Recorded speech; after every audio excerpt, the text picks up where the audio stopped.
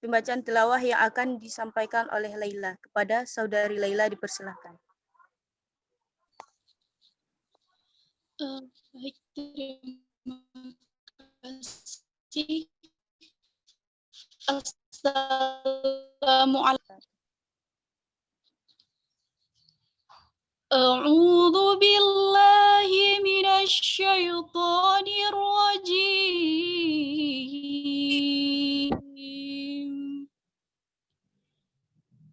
Bismillahirrahmanirrahim.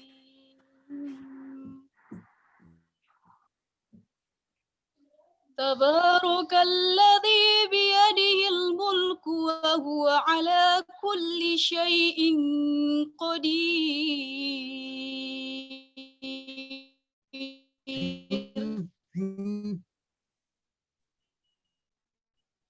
Wal hayata liyabluwakum ayyukum ahsanu amala. Wa huwal azizul ghafur. Alladzi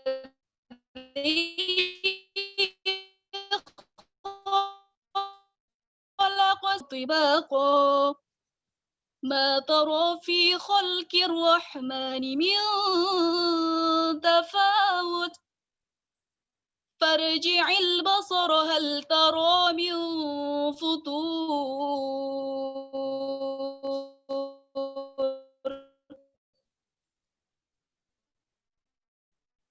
كرتين ينقلب إليك البصر خاسئا وهو حسير ولقد زينا السماء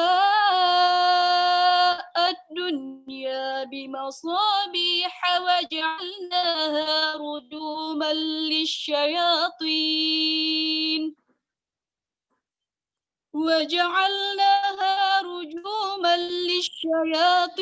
وأعتدنا لهم عذاب السعير وللذين كفروا بربهم عذاب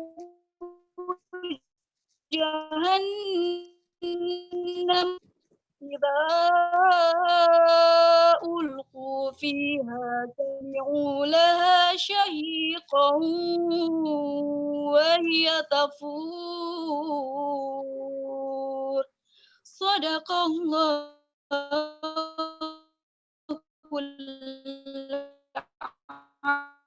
العظيم.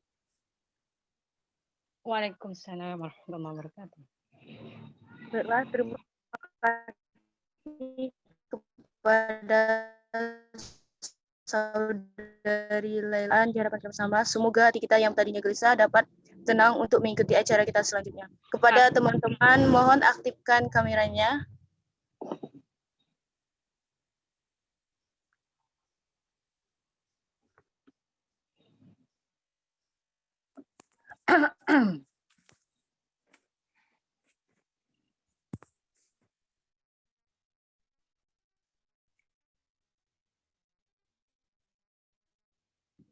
Acara selanjutnya yaitu kata sambutan dari dosen yaitu Bu EE. Kepada Bu EE dipersilahkan dengan segera.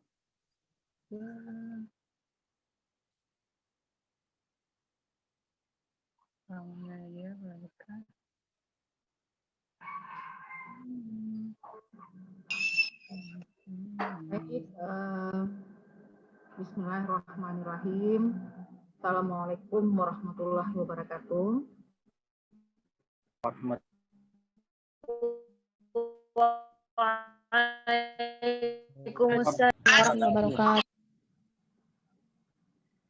Alhamdulillah na'amana bi nikmati iman, bi nikmati Islam, bi nikmati Islamiyah, na'amana bi nikmati sehat wal afiat.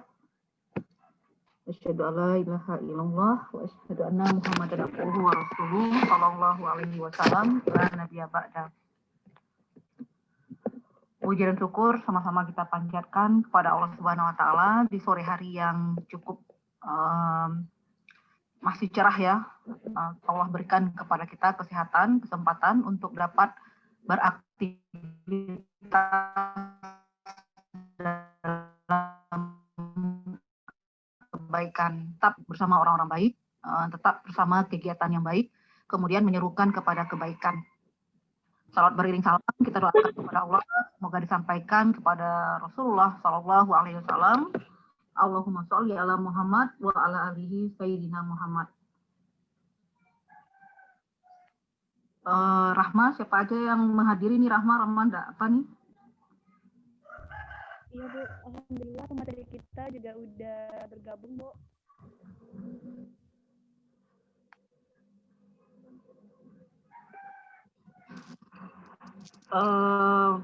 Semua ormawa diundang? Ada Bu, insya Allah perwakilan ormawa semuanya masuk Bu. Oke. Baik, yang saya hormati pemateri kita ya, terima kasih untuk kedatangannya, Bapak Erik Armiro ya. Ya Rahma? Iya Bu, Bang Erik Bu. Oh masih abang-abang ya, belum bapak-bapak? Kurang tahu juga Bu. Oke. Yang saya hormati, jika ada presiden di sini, yang saya hormati presiden mahasiswa, yang saya hormati semua pengurus BEM, kemudian ketua MPM, semua ketua pengurus Ormawa. Terima kasih, ini cukup banyak ini pesertanya Rahma, ada 65 orang ya. Mudah-mudahan kita dalam kesempatan ini memiliki pemahaman tentang RUU PKS ya. Jadi mudah-mudahan nanti semua kita diberikan konten-konten yang ditolak ya. Ya ditolak Rahma? Ya. Iya Bu. Yang ditolak oleh mahasiswa ataupun masyarakat secara umum. Kemudian diberikan kemudahan bagi pemegang kebijakan ya, pengambil keputusan di Senayan sana, bagaimana nanti membawa negara ini kepada yang lebih baik kepada masyarakat madani. Kemudian yang paling penting di kesempatan ini kita berharap ketika difasilitasi kita dengan acara atau kegiatan tentang RUU PKS ini, kita setidak-tidaknya mahasiswa sudah membacanya, begitu ya Rahma ya? Sudah dikasih tahu ke teman-teman RUU PKS ini semuanya? Sudah Bu. Ketika kita memberikan penyadaran kepada masyarakat, kita memahami konten yang membahayakan, kemudian menjadikan ini sebagai sebuah isu yang dimiliki oleh masyarakat secara umum, ya. Bagaimanapun kebaikan itu pasti diiringi oleh keburukan, gitu ya. Dan mereka tidak berteman, gitu ya. Mereka saling bertolak belakang. Begitu juga dengan masyarakat yang dikenai oleh RUU PKS ini ya. Ada golongan masyarakat yang ketika mencermati RUU PKS ini ada yang menerima, ada yang menolak, kemudian ada yang tidak mau tahu. Nah, sebagai mahasiswa tentu kita merupakan bagian dari masyarakat yang lebih memiliki pengetahuan yang baik, kemudian memiliki kemauan yang lebih dibandingkan masyarakat umum, maka memang di tangan mahasiswa lah hal-hal yang terkait dengan isu-isu kebangsaan ini dibicarakan gitu ya. Jangan sampai ketika ditanya sama orang, bagaimana tanggapan Anda terhadap RUU PKS? Nah, kita juga bertanya, RUU PKS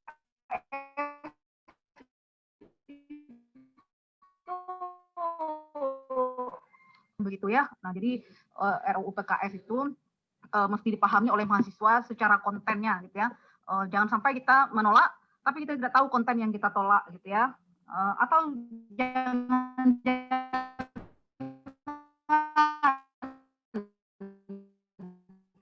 jangan janitas atau lembaga, bahkan lembaga perempuan gitu ya, itu mendesak disahkannya RUU PKS ini ya, dengan alasan yang sama dengan kita sebenarnya.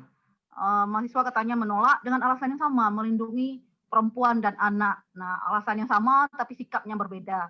Nah, itulah pentingnya bagi kita memahami konten dari persoalan dari undang-undang ini gitu ya. Saya sangat mengapresiasi adanya kegiatan ini. Sedapat mungkin kegiatan seperti ini karena kondisinya berbiaya murah ini ya Rahma ya, diadakanlah rutin gitu, diadakan rutin. Kemudian ini akan menambah wawasan kita gitu ya. Seperti kata pepatah ya, otak itu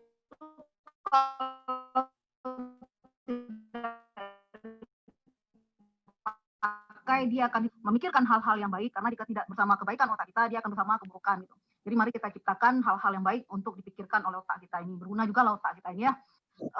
Karena kita mahasiswa, karena kita masih muda, mari kita upgrade otak kita ini, kita penuhi otak kita ini dengan hal-hal yang baik. Mudah-mudahan Allah senantiasa memberikan kemudahan untuk kita, sehingga kita menjadi orang yang memikirkan kebaikan dan berjuang bersama kebaikan. Demikian saja Rahma ya. Ada pesan lain Rahma? Saya berterima kasih untuk semuanya. Saya buka dengan bacakan basmalah pas 16.30. Kegiatan ini kita buka secara resmi. Baik. Bismillahirrahmanirrahim. Assalamualaikum warahmatullahi wabarakatuh. Waalaikumsalam warahmatullahi wabarakatuh. Terima kasih kepada Bu EE yang telah memberikan sambutannya kepada kita semua. Baiklah, secara selanjutnya yaitu kita masuk kepada pemateri, di mana yang akan dipandu oleh pemandu kita, yaitu Bang Istiqomah. Kepada Bang Istiqomah, silakan. Oke, sebelumnya saya minta izin ya, Rahma, Istiqomah semuanya ya. Saya ada kuliah juga. Assalamualaikum. Waalaikumsalam, Bu. Lanjutkan, Bu. Baiklah teman-teman, bismillahirrahmanirrahim. Assalamualaikum warahmatullahi wabarakatuh. Waalaikumsalam warahmatullahi wabarakatuh. Alhamdulillah, segala puji bagi Allah yang telah mengumpulkan kita pada kesempatan kali ini, sehingga kita bisa bersama-sama untuk mengkaji apa itu RUU PKS dan kenapa kita harus menolak RUU PKS melalui seorang yang memang sudah di bidangnya dan seseorang yang emang mengetahui seluk-beluk RUU PKS ini. Melalui? Jadi insya Allah beberapa jam ke depan kita akan sama-sama diskusi. Jadi kalau ada teman-teman yang memang nantinya ada pertanyaan atau ada kebingungan, silahkan dicatat ketika sesi tanya jawab. Kita akan berdiskusi lebih lanjut dengan Abang Erik ini. Oke, sebelum kita memberikan kesempatan kepada Bang Erik untuk melanjutkan diskusi, mungkin teman-teman masih penasaran ya, atau mungkin udah yang tahu Bang Erik, cuma mungkin semuanya juga yang tahu dengan Bang Erik. Mari kita lihat profil dari Bang Erik.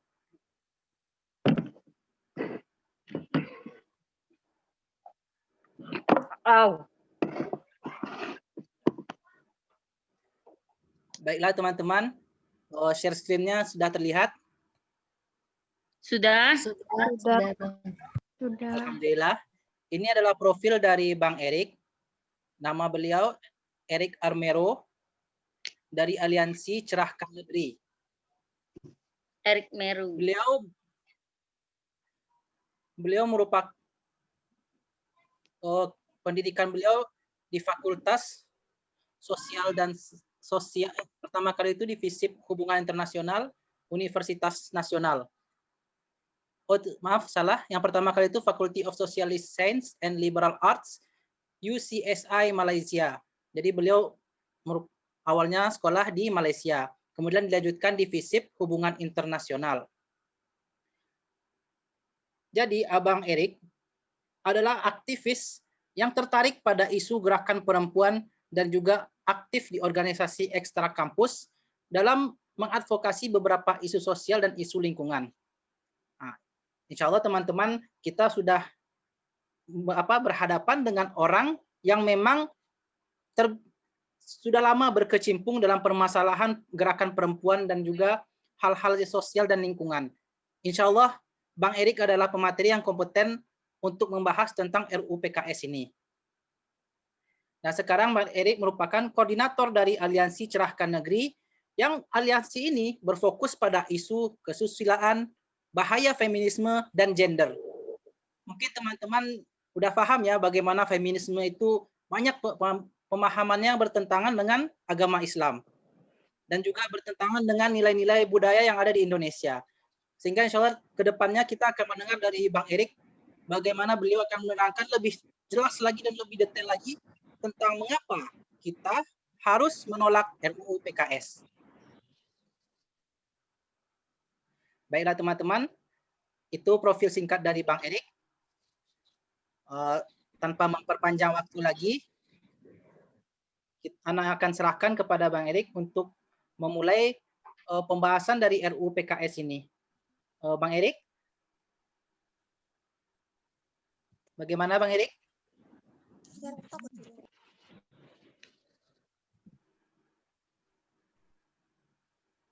Oke.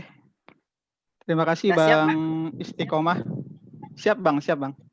Alhamdulillah Bang. Alhamdulillah. Baiklah. Ini ya. Suara saya cukup terdengar ya Bang? Oh, jelas banget Bang. Oh, jelas. Bagi teman-teman lain bagaimana? Sangat jelas. Jelas. Sangat jelas. Jelas. Alhamdulillah. Baiklah. Tanpa memperpanjang waktu karena kita sudah terlalu lama untuk pembukaan, Ana serahkan waktu dan tempat kepada Abang Erik sebagai pemateri. Silahkan Bang. Ya, bismillahirrahmanirrahim. Assalamualaikum warahmatullahi wabarakatuh. Waalaikumsalam warahmatullahi wabarakatuh. Alhamdulillahirrabbilalamin. Nahmaduhu wa nasta'inu wa nastaghfiruh wa na'udzubillahi min syururi anfusina wa min sayyiati a'malina may yahdihillahu fala mudhillalah wa may yudlil fala hadiyalah. Asyhadu an la ilaha illallah wa asyhadu anna Muhammadan abduhu wa rasulullah nabiyya ba'da. Sebelumnya terima kasih saya ucapkan. Sebelumnya tadi ada sambutan dari Ibu Elva Zuleni ya. Salam hormat juga kepada beliau dan juga kepada teman-teman dari BEM STKIP Azkia ya dari Padang. Ini saya kayak pulang kampung nih. Kebetulan dari Padang juga, dari Bukit Tinggi saya. Sekampung kita dong Bang. Saya juga sekampung. Tinggi Bang. Oh iya. Sekampung ya Bang Istiqomah. Ya, terima kasih buat teman-teman BEM STKIP Azkia dari Kabinet Langkah Juang dan juga dari teman-teman Kementerian Pemberdayaan Perempuan ya yang mengadakan acara webinar, bisa dibilang gitu, webinar untuk soal tolak RUU PKS dan gagalkan RUU PKS. Terima kasih Bang Istiqomah tadi mengenai pemaparannya. Saya izin share screen ya Bang. Bentar. Siap Bang, udah jadi CO host Bang. Langsung share screen bisa insyaallah.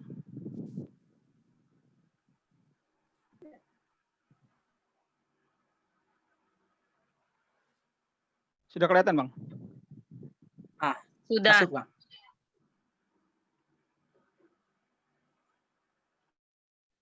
Sudah ya. Oke, bismillahirrahmanirrahim. Di sini saya kasih judul tentang kenapa harus menggagalkan RUU PKS. Sebelumnya perkenalkan saya Erik dari Aliansi Cerahkan Negeri. Tadi juga sudah diperkenalkan ya oleh Bang Istiqomah tadi. Ini adalah sebenarnya suatu pembahasan yang cukup ngeri-ngeri sedap juga gitu ya. Karena memang RUU PKS ini seperti kita ketahui bisa dibilang dari 2014 ya. Dari 2014 sampai 2020 ini perjalanannya cukup menukik juga gitu ya, naik turunnya cukup tajam, berkelok-kelok dan menyisakan perdebatan yang cukup panjang sekali di masyarakat. Nah, untuk membicarakan RUU PKS biasanya saya membagi ke dalam 3 poin gitu, bahwa untuk menjelaskan secara mudah RUU PKS ini tentang apa sih sebenarnya gitu. Kalau tadi Bu Elva Zuleni menjelaskan tentang konten ya, kita juga harus tahu gitu konten dari RUU PKS ini seperti apa gitu, jangan cuma hanya mempunyai sikap menolak gitu ya, tapi kita tidak tahu justru konten dari RUU PKS ini seperti apa gitu.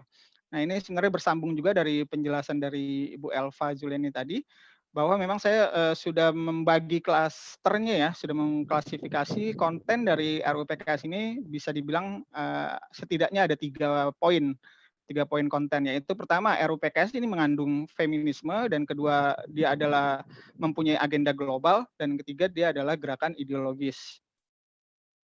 Nah, nanti beberapa slide ke depan nanti saya akan jelaskan sedikit ya tentang apa itu feminisme, benarkah RUU PKS mempunyai agenda global, dan benarkah RUU PKS ini merupakan gerakan ideologis.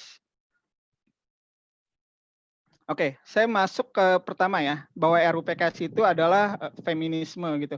Karena kan memang ada beberapa pendapat dari teman-teman yang pro terhadap RUU PKS. Mereka mengatakan bahwa RUU ini bukan feminisme, RUU ini tidak mengandung nilai-nilai feminisme, dan RUU ini sama sekali tidak memuat hal-hal yang berkaitan dengan feminisme gitu ya. Sebenarnya nanti kita bisa buktikan bahwa benar gak di dalam naskah akademik ataupun draft RUU PKS-nya sendiri ada kata-kata feminisme di dalamnya. Nah, sebelum ke sana, saya ingin menjelaskan terlebih dahulu apa itu feminisme. Feminisme ini tidak berasal dari Indonesia ya. Dia tidak berasal dari Indonesia, dia tidak berasal dari dunia timur gitu, melainkan dia berasal dari dunia barat gitu ya. Dunia barat dalam hal ini adalah Eropa pada masa abad ke-8 ya. Ini bisa saya telusuri dari beberapa literatur yang saya dapatkan. Bisa dimulai perjalanan feminisme itu dari tahun 1266 ya, ini abad ke-12.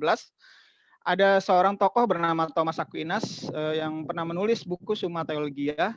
Ini adalah sebuah konsep tentang perempuan dalam doktrin Kristen ya. Sekali lagi ini adalah konsep perempuan dalam doktrin Kristen. Ini ditulis oleh Thomas Aquinas. Nah, menurut si Thomas Aquinas ini, perempuan adalah laki-laki yang cacat, memiliki kekurangan dan diharamkan gitu ya.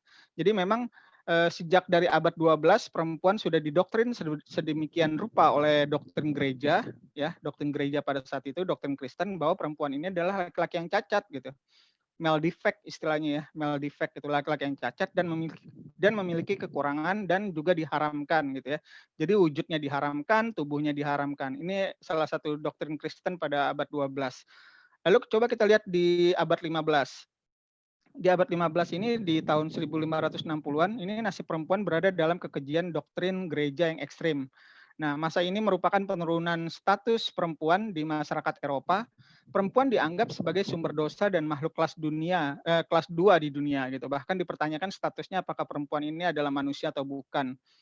Dari abad ke-12 sampai abad ke-15 ini fluktuatif atau naiknya doktrin yang merendahkan perempuan ini semakin menjadi-jadi gitu ya. Pada abad 15 doktrin yang merendahkan perempuan itu semakin menjadi-jadi di Eropa, dan doktrin ini sekali lagi ditanamkan oleh gereja ya. Bukan agama lain, bukan Islam, bukan yang lain, tetapi gereja. Nah, di sini perempuan dianggap sebagai makhluk kelas dunia, makhluk kelas kedua ya, sedangkan makhluk kelas pertamanya adalah laki-laki dan statusnya sebenarnya dipertanyakan gitu, perempuan ini manusia atau bukan gitu. Ya, kasihan sekali ya nasib perempuan pada abad ke-15 di Eropa itu seperti ini. Nah, terus kita lihat di abad 17. Abad 17 ini ada ajaran gereja pada masa ini tidak memberi tempat yang adil bagi perempuan, bahkan berlaku kejam gitu ya. Korban inkuisisi yang dilakukan oleh gereja kebanyakan adalah kaum perempuan gitu. Nah, inkuisisi ini apa sih gitu? Inkuisisi adalah sebuah lembaga yang dibuat oleh gereja untuk mengeksekusi orang-orang yang membangkang kepada raja ya. Jadi pada saat itu ada seorang raja di Inggris namanya Raja James pertama. Dia ini sangat membenci perempuan gitu ya. Nah, terus dia juga sangat sering mengadakan pembunuhan dan pembakaran pembunuhan dan pembakaran ini dilakukan terhadap perempuan gitu ya. Jadi memang perempuan-perempuan lebih banyak yang menjadi korban sisi pada saat itu gitu. Nah, mereka gitu ya. Nah, selain itu jika ada seorang istri misalkan ya pada saat abad ke-17 itu misalkan ada seorang istri yang melanggar perintah suaminya, maka dia akan dijatuhi hukuman yang brutal. Tradisi ini menanamkan doktrin bahwa perempuan itu menyimpan bibit keburukan dan harus diawasi. Bisa kita lihat dari abad ke-12, terus abad ke-15 dan abad ke-17 gitu ya, doktrin yang merendahkan perempuan dan juga doktrin yang mengsubordinasi lah istilahnya ya, yang mengsubordinasi perempuan ini semakin menjadi-jadi di masyarakat Eropa pada saat itu. Karenanya perempuan-perempuan sangat merasa tertindas pada saat itu, terus perempuan-perempuan pada saat itu merasa sangat terzolimi ya, bisa dibilang seperti itu, dan merasa menjadi korban gitu. Perempuan merasa menjadi korban, merasa menjadi korbannya oleh siapa? Merasa menjadi korbannya oleh institusi agama gitu ya, oleh institusi agama. Nah, makanya sejak abad ke-17 dan masuk ke abad pencerahan pada akhirnya perempuan mulai bangkit pada saat itu, dan akhirnya mereka mengadakan perlawanan gitu. Perlawanan itu salah satunya adalah bentuk lahirnya sebuah ideologi yang seperti kita kenal sekarang bernama feminisme. Nah, ideologi feminisme ini sebenarnya adalah sebuah ideologi balas dendam ya gitu. Kalau misalkan merujuk kepada pendapat dari Dr. Bagus ya, salah seorang pakar psikologi Islam, beliau mengatakan bahwa memang gerakan feminisme ini, ideologi feminisme ini adalah ideologi balas dendam perempuan Eropa pada saat itu gitu. Anehnya ideologi balas dendam ini diterima di beberapa negara ya, diterima di beberapa negara di dunia modern. Pada akhirnya juga masuk juga ke Indonesia ideologi feminisme ini dan diamini gitu ya. Anehnya diamini oleh perempuan-perempuan Indonesia gitu. Padahal sebenarnya tidak ada sangkut pautnya antara feminisme dan perempuan-perempuan di Indonesia. Karena memang yang menjadi garis merahnya ya, menjadi benang merahnya adalah munculnya feminisme ini adalah soal ketertindasan mereka pada saat abad ke-8 ya di Eropa, dan mereka itu sangat membenci sekali institusi agama gitu ya. Nah, anehnya feminisme di Indonesia juga sangat membenci sekali gitu institusi agama, dan dia menyalah-nyalahkan Islam gitu ya. Nah, tapi sebenarnya kalau misalkan kita merujuk kepada feminisme yang sebenarnya, mereka sebenarnya sangat membenci sekali institusi agama, yaitu agama gereja gitu, agama Kristen gitu. Dan kebetulan sekali memang yang menjadi banyak tokoh gitu ya, yang menjadi banyak tokoh di institusi gereja adalah laki-laki gitu ya.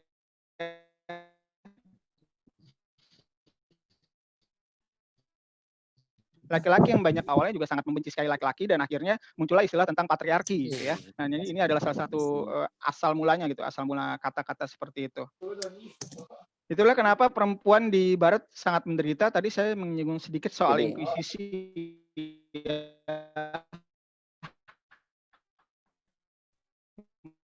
Mohon maaf sekali kalau tidak ditampilkan, teman-teman tidak ada gambaran gitu ya. Bagaimana menderitanya perempuan di barat pada saat itu ya. Ini adalah yang dilakukan oleh lembaga inkuisisi di gereja pada saat itu, pada abad 15 sampai abad 17. Dan yang menjadi banyak korban adalah perempuan ya. Di sini bisa teman-teman pakaiannya dilucuti, kakinya diikat, ditarik ke bawah, tangannya diikat, ditarik ke atas. Ini sampai tangannya lepas dan kakinya lepas dari tubuh gitu. Inilah bentuk penyiksaan terhadap perempuan di masyarakat Eropa pada saat itu. Nah, kalau yang digambar tengah-tengah, ini ada gambar seorang perempuan yang diikat di sebuah tiang gitu ya. Mohon maaf, bajunya dilucuti, terus dua orang laki-laki ini dia pakai tang, maaf, buah dada si perempuan ini gitu. Sampai perempuannya meninggal gitu, karena memang buah dadanya yang dicabut. Nah, ini salah satu bentuk kekejian gitu ya, salah satu bentuk kekejian yang dialami oleh perempuan-perempuan di barat pada saat itu gitu, karenanya mereka juga sangat membenci agama. Nah, boleh saya tekankan sekali lagi, institusi agama yang sangat mereka benci adalah gereja, ya. Dalam hal ini Kristen pada saat itu. Nah, terus yang sebelah kiri ini adalah salah satu bentuk alat penyiksaan. Jadi si perempuan ini ditarik ke atas, lalu dilemparkan ke bawah hingga menusuk di yang lancip ini. Ini foto-foto alat penyiksaan di banyak beberapa museum di negara-negara Eropa seperti Inggris, Jerman, Austria, Belanda, Belgia gitu ya. Sangat banyak, dan juga Prancis gitu ya. Sangat banyak sekali museum-museum yang menghadirkan atau yang menampilkan gitu ya alat-alat soal penyiksaan ini, lembaga inkuisisi. Ini bisa kita simpulkan bahwa memang perempuan pada saat itu, perempuan di barat sangat menderita, dan karena kemenderitaannya mereka akhirnya membuat suatu ideologi balas dendam yang seperti kita kenal sekarang adalah feminisme. Nah, tadi saya sudah jelaskan sedikit bahwa RUU PKS itu adalah mengandung konten feminisme. Yang kedua ini saya sudah masuk ke poin kedua, bahwa RUU PKS itu mengandung konten tentang agenda global. Agenda global itu kan artinya sesuatu agenda yang berasal dari luar ya, yang berasal dari luar Indonesia gitu. Nah, sebenarnya pada prinsipnya tidak semua yang dibawa dari luar itu baik ya.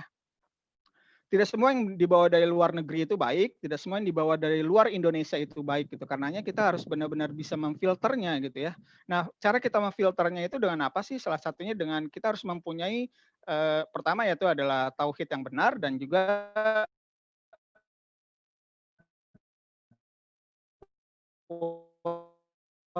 Islam. Bisa kita membentengi diri kita, membentengi akidah kita, dan juga membentengi pemikiran kita, karena juga seperti kita ketahui, kita sekarang lagi sedang di eranya Gozil Fikr ya, perang pemikiran gitu. Karenanya memang feminisme ini adalah salah satu bentuk perang pemikiran ya gitu, dan kita harus benar-benar kuat menghadapi perang pemikiran tentang feminisme ini sendiri gitu. Nah ini tidak semua yang dibawa dari luar itu baik. Ini salah satu bentuk Eropa di Barat. Ini pada tahun 1950-an ya. Nah, terus di tahun 1940 sampai 1950-an mereka sudah kampanye di jalan-jalan ya, feminis di Amerika dan Eropa, sebagian negara Eropa. Mereka sudah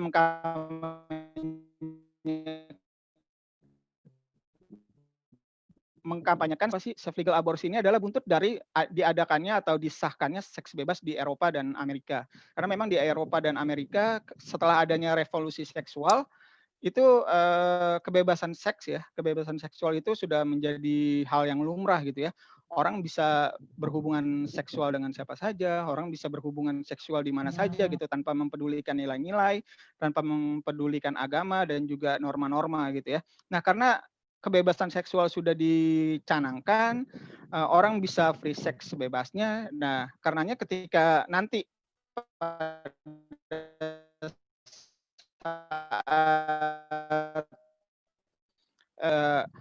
buntut dari adanya seks bebas itu adalah misalkan terjadi kehamilan gitu ya, terjadi kehamilan tidak diinginkan, adalah harus difasilitasinya aborsi aman gitu, legal gitu. Karena juga mereka menuntut agar aborsi itu dilegalkan, aborsi itu diperbolehkan oleh negara.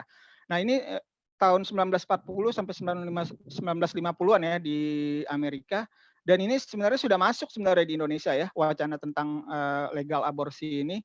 Ini sudah masuk juga bisa kita lihat ada di dalam draft RUU PKS. Salah satunya adalah pemaksaan aborsi ya. Itu ada di pasnya adalah pemaksaan aborsi. Nah, artinya memang apa yang ada di dalam RUU PKS ini sudah merupakan suatu agenda global gitu, karena memang sudah terbukti ya. Ini agendanya dari 1940-1950-an di Eropa dan Amerika. Pada tahun ini gitu ya, pada saat ini justru ini sudah diadopsi masuk ke dalam sebuah rancangan undang-undang gitu. Sudah masuk dalam sebuah pasal di dalam RUU PKS gitu. Nah, ini yang seharusnya menjadi titik kritis kita gitu untuk menolak RUU PKS ini, bahwa memang benar-benar terbukti bahwa RUU PKS itu adalah agenda global. Ini juga It's My Hot Body, I Do What I Want gitu. Ini adalah salah satu kampanye tentang kebebasan tubuh ya. Kebebasan tubuh, kebebasan seksual. Mohon maaf gambarnya tidak saya sensor. Nah, salah satu bentuk bahwa memang RUU PKS ini adalah sebuah agenda global, ini kita bisa identifikasi dari adanya SIDO. SIDO ini tulisannya CEDAW ya. Tulisannya CEDAW, tapi kita membacanya SIDO. SIDO ini sebuah konvensi tentang anti diskriminasi terhadap perempuan. Kalau dilihat dari judulnya tidak ada yang salah ya gitu. Siapa sih yang tidak ingin diskriminasi terhadap perempuan itu dihapus gitu ya? Siapa sih yang tidak ingin diskriminasi terhadap perempuan itu dihilangkan dari muka bumi ya? Semua orang pasti ingin gitu ya. Semua orang pasti ingin. Saya pun juga ingin gitu ya. Cuma anehnya gitu ya.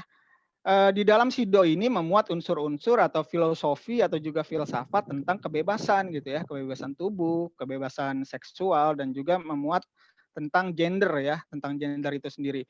Nah, ini sekilas dari judulnya memang tidak ada bermasalah, sama dengan RUU PKS gitu ya. RUU PKS kalau kita hanya membaca sekilas tanpa mengkajinya lebih dalam, itu sebenarnya tidak ada yang masalah dengan RUU PKS. Siapa yang tidak ingin kekerasan terhadap perempuan dihapus gitu ya? Siapa yang tidak ingin kekerasan terhadap perempuan itu dihilangkan dari muka bumi Indonesia gitu ya? Semua orang pasti ingin seperti itu gitu. Cuma anehnya dan yang menjadi permasalahan adalah di dalam RUU PKS itu memuat unsur-unsur filsafat gitu ya, memuat nilai-nilai yang disembunyikan oleh mereka gitu. Mereka menyembunyikan ideologi-ideologi di dalamnya gitu. Karenanya SIDO ini sangat berbahaya sekali justru untuk negara-negara di dunia dan juga negara-negara di Indonesia dan juga termasuk di Indonesia. Nah, Indonesia saat ini sudah meratifikasi SIDO ya. Jadi pemerintah Indonesia sebenarnya sudah meratifikasi SIDO. Meratifikasi artinya sudah menandatangani dan menyetujui SIDO. Ini terjadi pada tahun 1984. Pada era 1984 itu berarti eranya Soeharto ya, Presiden Soeharto. Nah, SIDO ini apa sih gitu? SIDO lahir dari inisiatif yang diambil oleh Komisi Perempuan PBB. dia dilatar belakangi oleh tingginya angka diskriminasi terhadap perempuan di Barat, gitu ya. Melihat fakta ini, sejatinya SIDO merupakan buah pemikiran kaum feminis Barat yang syarat nilai liberal dan sekularisme. Nah, ini sebenarnya kita sudah bisa mengambil kesimpulan ya bahwa memang SIDO ini dia berasal dari perempuan Barat, dalam artinya adalah feminis Barat gitu ya. Terus dia juga merupakan buah kaum feminis Barat yang syarat dengan nilai liberal dan sekuler gitu. Ini salah satu bentuk dari buruknya SIDO. Terus juga arti dari ratifikasi SIDO adalah negara harus menjamin soal pengaruh utamaan gender masuk dalam perundang-undangan, kebijakan, dan program-program. Jadi karena pemerintah Indonesia saat ini sudah meratifikasi SIDO pada tahun 1984, artinya pemerintah harus menjamin pengaruh utamaan gender masuk dalam perundang-undangan gitu ya. Makanya nggak heran gitu ya beberapa kali RUU gitu atau peraturan pemerintah atau juga peraturan dan kebijakan program-program kementerian itu saat ini sudah menggunakan pengaruh utamaan gender. Nah, pengaruh utamaan gender ini sebenarnya itu dia berpaham terhadap feminisme ya gitu. Nah, ini semua adalah buntut dari Indonesia meratifikasi SIDO. Nah, SIDO ini sifatnya memaksa negara yang meratifikasinya. SIDO tidak peduli apakah bertentangan dengan budaya bangsa, ideologi bangsa, bahkan agama. Jadi memang SIDO ini sifatnya memaksa gitu ya. Misalkan Indonesia saat ini kan sudah meratifikasi SIDO. Jadi SIDO ini memaksa pemerintah Indonesia, memaksa Presiden Indonesia untuk menjalankan apa yang SIDO inginkan gitu. Dan SIDO ini sebenarnya tidak peduli gitu. Apakah isi-isi dari SIDO ini bertentangan dengan budaya bangsa Indonesia? Dia tidak peduli apakah SIDO ini bertentangan dengan ideologi bangsa Indonesia atau bahkan SIDO ini bertentangan dengan agama mayoritas di Indonesia gitu. SIDO tidak peduli. Pokoknya setelah meratifikasi ya harus taat kepada SIDO gitu. Ini artian bahwa memang negara kita ya, pemerintah kita saat ini sudah didikte oleh kekuatan asing gitu ya. Pemerintah Indonesia gitu. Terus bangsa kita, bangsa Indonesia saat ini sebenarnya sudah didikte oleh kepentingan asing dan sudah sebenarnya kedaulatan Indonesia sebenarnya sudah mulai diobok-obok nih dengan adanya SIDO ya gitu. Karena memang dia sangat memaksa sekali gitu. SIDO ini sifatnya adalah memaksa negara-negara untuk menaatinya gitu. Nah, buruknya SIDO apa sih gitu ya? Buruknya dia apa, terus kejelekan dia apa ya? Hampir semua pasal-pasal yang dalam SIDO ini bermasalah gitu. Salah satunya ada di pasal 16 ayat 1B SIDO. Di sini diterangkan bahwa negara harus menjamin hak yang sama bagi laki-laki dan perempuan sepenuhnya. Nah, ini yang menjadi poin kritis kita adalah di sini ada kata-kata tentang persetujuan bebas gitu. Persetujuan bebas ini sebenarnya tidak bisa ditarik tolok ukurnya ya gitu. Karena persetujuan dalam keadaan bebas ini sangat ambigu sekali ya, kata-katanya ambigu dan multitafsir gitu. Sebenarnya pasal 16 ayat 1B SIDO ini adalah bertujuan bahwa negara-negara yang sudah meratifikasi SIDO harus melegalkan perkawinan sesama jenis gitu. Seperti itu. Nah, jadi Indonesia sebenarnya saat ini sudah diproyeksi gitu ya. Bangsa Indonesia, negara Indonesia saat ini sudah diproyeksi pada akhirnya harus gitu ya. Negara Indonesia itu harus melegalkan perkawinan sesama jenis gitu. Nah, apakah kita ingin seperti itu gitu ya? Apakah kita ingin bahwa nanti kita melihat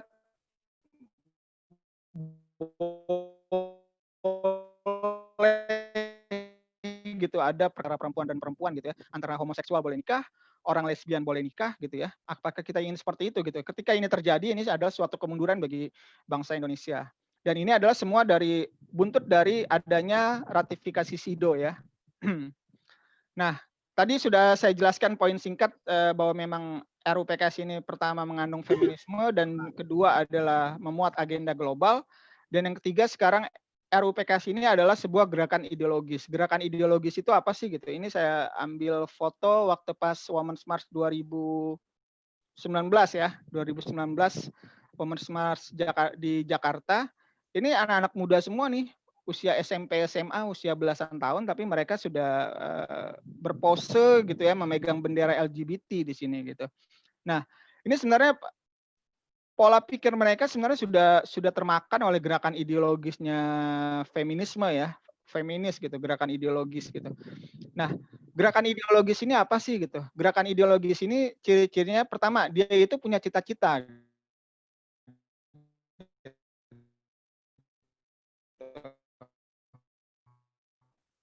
cita masyarakat gitu. Kenapa masyarakat ingin berubah ya? Karena memang sesuai dengan tujuannya gitu. Tujuannya adalah agar masyarakat Indonesia berubah, menjunjung tinggi nilai dan norma serta hukum gitu ya, menjadi masyarakat yang bebas gitu, menjunjung tinggi liberal dan sekularisme gitu. Jadi memang tujuan dari gerakan ideologis ini adalah merubah masyarakat Indonesia gitu ya.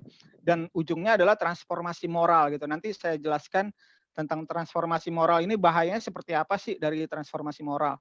Terus juga salah satu ciri dari gerakan ideologis adalah transnasional gitu, karena memang salah satu ciri khas dari feminisme itu sendiri adalah ideologi transnasional ya, dia dari luar negara Indonesia. Terus juga ciri dari gerakan ideologis adalah komprehensif, dia bersifat menghegemoni diskursus publik dan juga dia adalah sebuah perjuangan praksis sampai kepada implementasinya. Terus juga dia bersifat politis sekali ya, dan juga membutuhkan kuasa. Karenanya mereka pinjam tangan eksekutif, mereka pinjam tangan legislatif, mereka pinjam tangan yudikatif, mereka pinjam tangan LSM gitu ya.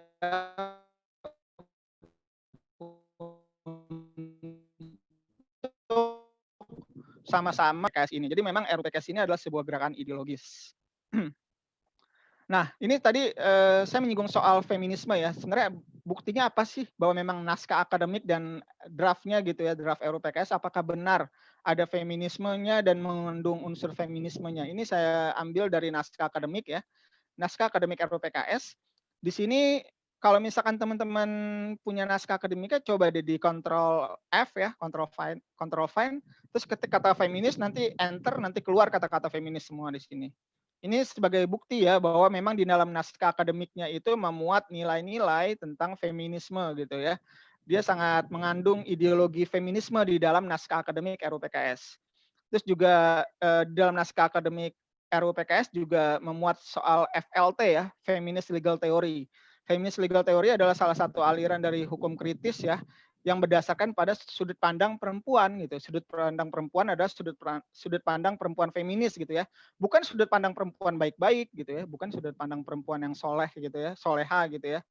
Tetapi dia menggunakan sudut pandang perempuan feminis. Ini yang dinamakan feminist legal theory. Dan ini menjadi sebuah teori ya, menjadi sebuah teori landasan berpikir di dalam naskah akademik RUPKS.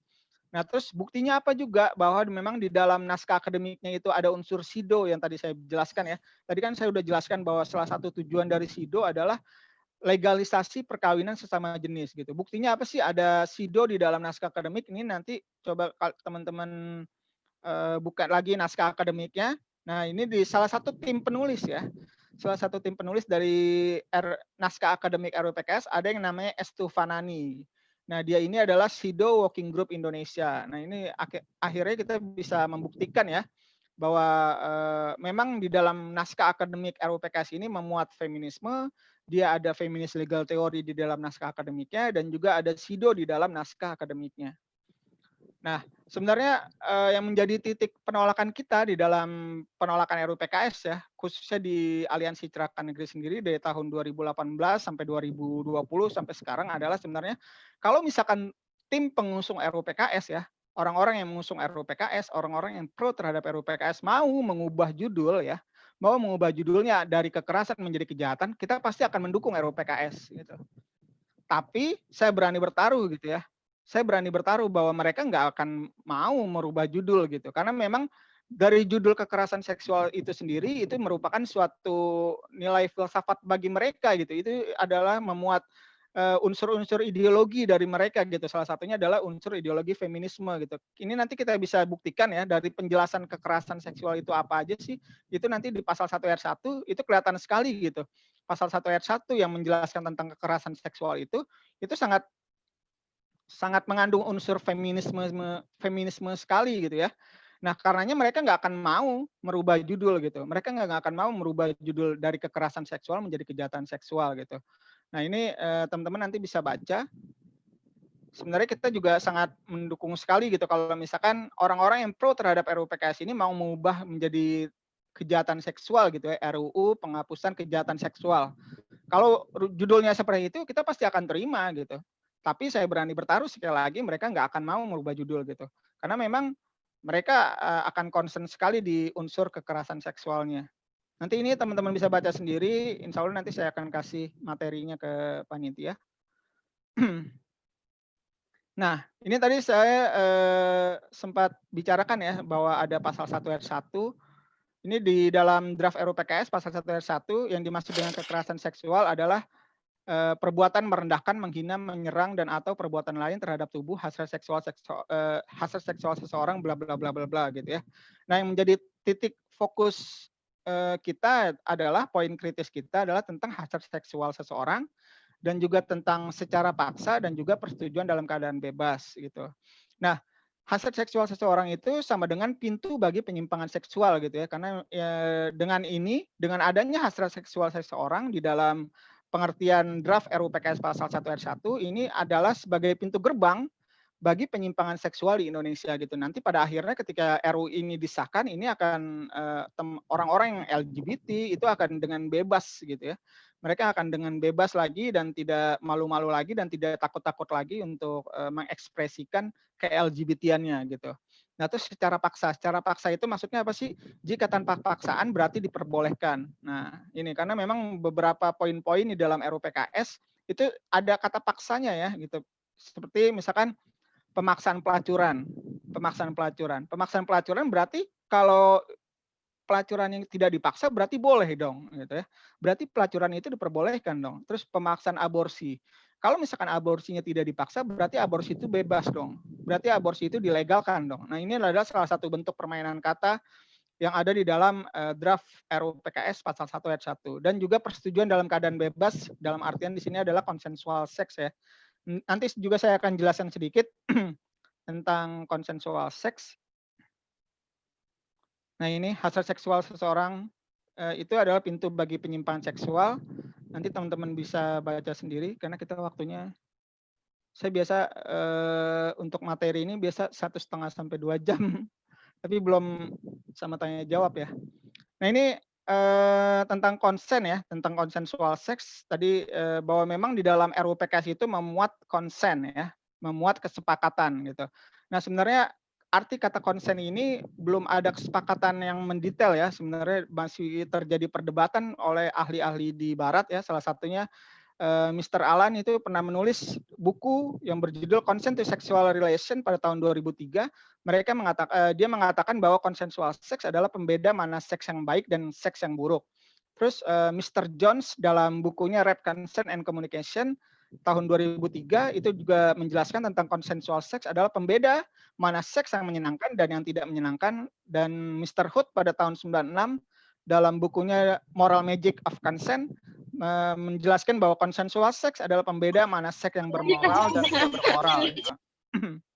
Nah, sebenarnya yang menjadi permasalahan dari konsensual seks ini apa sih gitu? Konsensual seks ini berbahaya dan menyesatkan jika diperuntukkan bagi pasangan di luar ikatan pernikahan yang sah gitu. Ya. Jadi untuk pasangan di luar ikatan pernikahan yang sah, konsensual seks ini berbahaya banget gitu.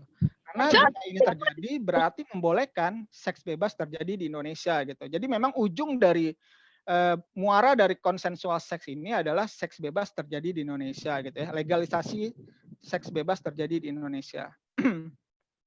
Nah, ini adalah salah satu definisi konsen menurut Planned Parenthood. Dia mendefinisikan menjadi FRIES ya. F-nya itu freely given, terus reversible, informed, enthusiast, dan specific. Freely given itu apa sih? Artinya bebas memberikan persetujuan. Bebas memberikan persetujuan ini ya artinya ya tidak memandang nilai-nilai lagi gitu, tidak memandang nilai dan norma dan hukum gitu ya dan juga agama. Ya kapan dia tertarik gitu untuk memberikan persetujuan untuk melakukan kegiatan seksual ya dia akan memberikan dengan leluasa gitu tanpa mempedulikan nilai dan norma. Terus reversible itu apa sih? Bebas mengubah keputusan kapanpun gitu. Terus juga konsen ini harus terinformasi dengan baik dan juga dia harus antusias ya, harus dengan rasa dan hasrat gitu. Terus juga kesepakatannya harus detail. Nah, ini adalah definisi konsen menurut Planned Parenthood. Bagaimana dengan definisi konsen menurut yang diamini oleh feminis di Indonesia? Nah, ini saya ambil dari salah satu postingan teman-teman feminis di Indonesia ya, di Indonesia. Nah, dia menjelaskan tentang konsen gitu. Ini salah satu postingan Instagramnya. Dia menjelaskan freely given. Freely given itu adalah memberikan persetujuan adalah pilihanmu tanpa tekanan, manipulasi, dan tanpa pengaruh alkohol. Gitu. Terus reversible. Reversible itu menurut dia adalah semua orang bisa mengubah keputusannya kapanpun. Contoh, misalkan kamu setuju melakukan hubungan seks, tiba-tiba kamu merasa tidak mau, walaupun misalnya kamu sudah telanjang, kamu boleh mengubah keputusan kapanpun gitu. Nah ini kan salah satu bentuk dari buruknya consensual sex ya. Misalkan deh, coba teman-teman bayangkan gitu di poin tentang reversible ini gitu ya. Misalkan awalnya setuju melakukan hubungan seks, tiba-tiba kamu merasa tidak mau, walaupun misalkan kamu sudah telanjang, kamu boleh mengubah keputusan kapanpun gitu. Nah, ketika misalkan dalam kondisi seperti ini gitu ya, justru ini adalah salah satu bentuk dari perempuan berada dalam kondisi rentan justru ya gitu. Karena si perempuan dan laki-laki awalnya sepakat untuk melakukan hubungan seksual, lalu ketika dia mengamini konsep dari konsensual seks yang reversible ini bahwa bisa mengubah keputusan kapanpun, misalkan perempuan yang mengubah keputusan untuk tidak melakukannya, lalu bagaimana dengan pendapat si laki-laki gitu ya? Karena kan kita tidak yang berada dalam suatu ruangan ini bukan satu orang gitu, bukan satu individu, melainkan dua individu gitu. Justru di sini sangat rentan sekali perempuan berada dalam kondisi yang buruk gitu, perempuan berada dalam situasi tertekan gitu. Dan ini justru akan berdampak akan terjadinya tindak pidana pemerkosaan pada akhirnya ya gitu ya. Karena kita tidak tahu gitu, karena yang bermain pada saat itu sudah ada bantuan setan dan iblis gitu ya. Seperti kita ketahui gitu ya, bahwa jangan juga kita mendekati zina.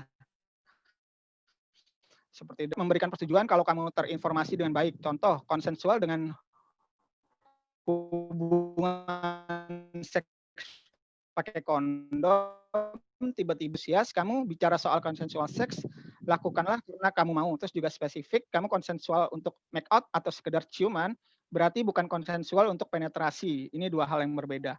Nah ini salah satu bentuk dari definisi konsen ya, dan ini diamini justru oleh feminis-feminis di Indonesia gitu. Nah seperti yang tadi saya bilang, justru definisi konsen ini sangat berbahaya bagi perempuan. Justru definisi konsen ini membuat perempuan berada dalam kondisi rentan gitu, dan pada akhirnya akan berdampak juga dan akan naiknya juga angka pemerkosaan gitu ya dengan adanya definisi konsen menurut feminis dan yang diamini oleh feminis-feminis Indonesia gitu. Nah, tadi saya jelaskan soal moral transformation ya, moral transformation. Nah, RUU PKS ini pada akhirnya nanti dia akan membuat moral transformation atau transformasi moral lah gitu kita katakan. Transformasi moral apa sih gitu? Transformasi moral adalah sebuah proses berubahnya standar moral dengan cepat gitu ya, dari yang salah menjadi benar. Dari yang moral sebelumnya tidak beradab ya, kita anggap bahwa moral ini tidak beradab menjadi moral yang beradab gitu dengan cepat sekali gitu transformasi moralnya. Ini kita bisa lihat. Nah, ini salah satu bentuk transformasi moral ya dengan adanya RUU PKS. Ini adalah para pendukung RUU PKS.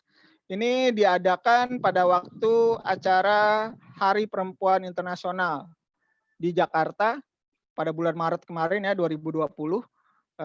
Mereka menyuarakan tentang my body, my business. Ini artinya adalah tubuhku adalah asetku, tubuhku adalah kepemilikanku gitu ya. Aku boleh menjualnya istilahnya gitu ya, istilah kasarnya lah gitu ya. Aku boleh menjualnya, hakku untuk menjualnya gitu ya. Karena ini nanti pada ujungnya adalah legalisasi terhadap prostitusi gitu. Nah ini kampanye-kampanye seperti ini justru yang dimainkan oleh orang-orang yang mendukung RUU PKS gitu. Nah, apakah kita ingin sebarisan dengan mereka gitu? Ini salah satu bentuk moral transformation ya. Orang sudah tidak malu-malu lagi membawa poster my body, my business gitu di depan jalanan ibu kota gitu ya. Ini waktu itu lagi di depan Monas justru ya, dekat Istana Negara. Salah satu bentuk moral transformation yang lain adalah, ini kita bisa lihat, nah ini.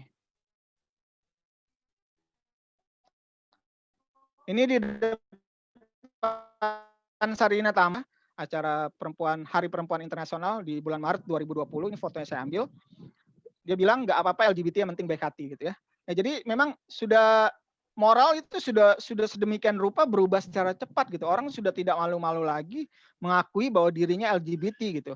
orang sudah tidak malu-malu lagi untuk membawa poster atau mendeklarasikan bahwa dia LGBT dan dia bilang bahwa justru nggak apa-apa LGBT, yang penting baik hati gitu. Ini adalah salah satu bentuk moral transformation gitu ya, dia merubah standar moral gitu ya, merubah standar moral, pada akhirnya nanti masyarakat akan menganggap bahwa memang LGBT itu nggak apa-apa gitu, nggak apa-apa LGBT, yang penting baik hati gitu. Ini salah satu bentuk bahaya dari RUU PKS adalah moral transformation, transformasi moral.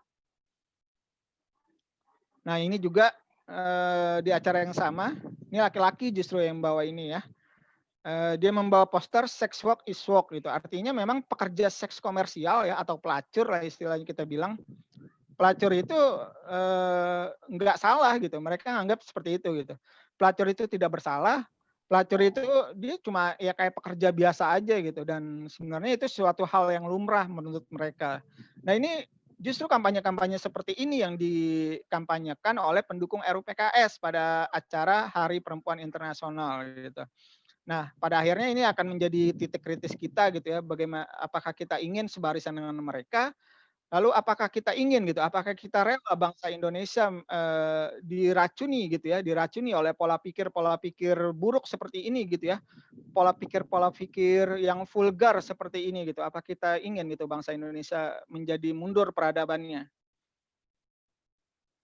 Nah, ini salah satu bentuk dari buruknya RUU PKS ya, salah satunya dia nanti akan masuk menjadi kurikulum pendidikan tinggi ya.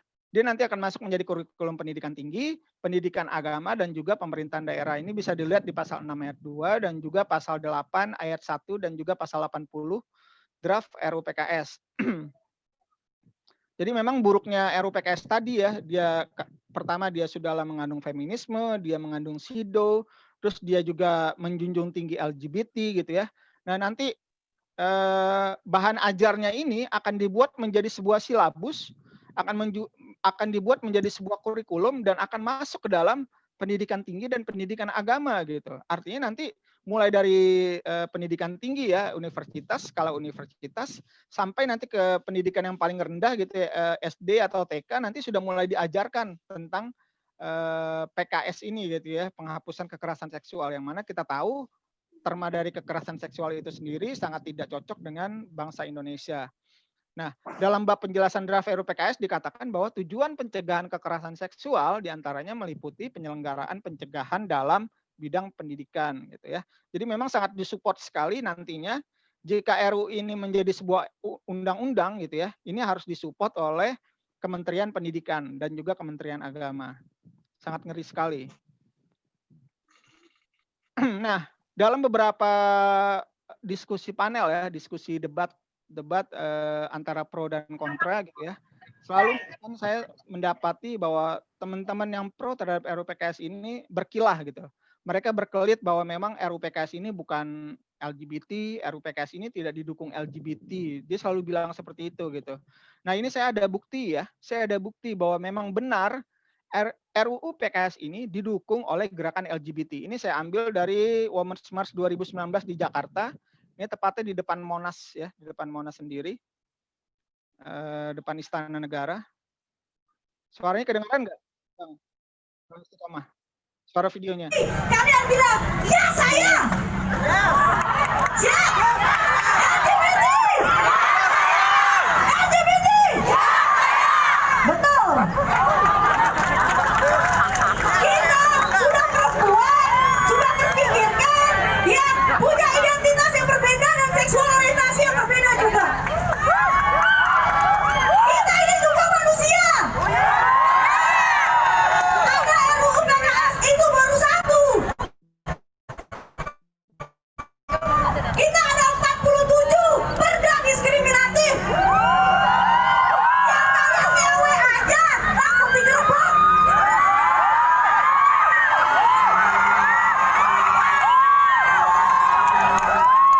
Ini sudah LGBT gitu. Terus dia juga meneriakan soal RUU PKS. Nah ini video kedua, ini orasi yang disampaikan di depan Kementerian Kemen PPA ya, Kementerian Pemberdayaan Perempuan dan Anak. Oh sorry.